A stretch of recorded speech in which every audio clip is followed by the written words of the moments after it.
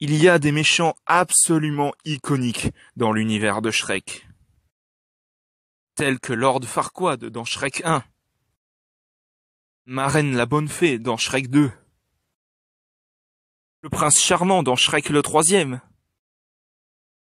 le Nain Tracassin dans Shrek 4 Il était une fois, Humpty Dumpty dans Le Chapoté, même si pour ma part, comme je l'ai dit, ce n'est pas réellement un méchant. Et enfin, le loup, alias la mort, dans Le Chapoté 2, La Dernière Quête. Et justement, aujourd'hui, nous allons faire une vidéo pour parler de ce méchant qui est absolument cruel et tellement sombre. Au départ, dans Le Chapoté de La Dernière Quête, le loup nous est introduit comme un chasseur de primes qui veut ramener le chapoté mort comme otage, car voilà, il veut lui ôter sa dernière vie, car on apprend au début du film, bien sûr, que le chapoté a perdu 8 de ses vies et qu'il ne lui en reste plus qu'une seule. Le chapoté se rend compte ainsi qu'il ne faisait pas face à n'importe qui faisait face à un adversaire absolument redoutable, qui esquivait tous ses coups car le loup est bien plus puissant que lui. Plus tard, dans la grotte des âmes, je crois que c'est ça le nom de où est-ce qu'ils vont, le chapoté Kitty Pat de velours et Périto. À un moment donné, le loup lui dit qu'il n'est tout simplement pas un chasseur de primes, mais bel et bien la mort. Pas la mort dans un autre sens, mais la mort au sens propre. Tout simplement, il veut ôter sa dernière vie, le loup, la mort, car ce personnage a toujours trouvé ridicule que les chats aient 9 vies. Et justement, vers la fin du film, le chapoté va affronter ce personnage absolument redoutable. Même s'il le désarme, le chapoté ne pourra tout simplement pas l'anéantir, le tuer, car la mort est tout simplement inéluctable. La mort ne peut pas mourir, bien sûr, elle sera toujours présente en nous. Et puis justement, le bruit de ce personnage quand il arrive,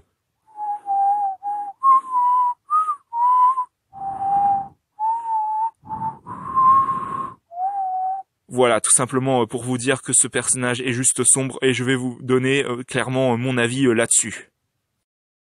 Très clairement, pour ma part, c'est le méchant le plus sombre qu'on ait eu dans l'univers de Shrek, car ce personnage est juste redoutable, clairement. C'est pour moi le méchant ultime dans Le Chapoté 2, bien sûr, mais aussi également le méchant ultime dans l'univers de Shrek. Et d'ailleurs, le loup dit à un moment donné au chapoté que nos chemins sont à recroiser, donc ce qui veut dire qu'il pourra potentiellement revenir dans un autre film. Dans Shrek 5, j'y crois très moyen, mais il va revenir en tout cas, ce personnage. Et la voix qu'ils lui ont donnée en version française, mais franchement, c'est Doudou Masta qui fait la voix française du personnage, et franchement, cette voix est tellement sombre, ça colle parfaitement avec le personnage, mais vraiment, hein, la voix grave avec ce personnage et tout, ça colle parfaitement bien. Et honnêtement, ce personnage est juste cruel et sombre. Quand j'ai appris que entre guillemets, c'était la mort, ce personnage, mais c'était une révélation, mais impressionnante, quoi. Vraiment, c'est le méchant le plus sombre dans l'univers Le Chapoté et également dans l'univers de Shrek. Pour conclure, ce méchant dans Le Chapoté 2 est juste mais sombre, mais vraiment c'est le méchant ultime dans l'univers de Shrek et dans l'univers Le Chapoté, très clairement, car la révélation comme quoi il est la mort et tout, que c'est lui qui ôtait les vies du chapoté quand il mourait, vraiment c'est le loup, alias la mort, c'est le méchant ultime dans l'univers de Shrek.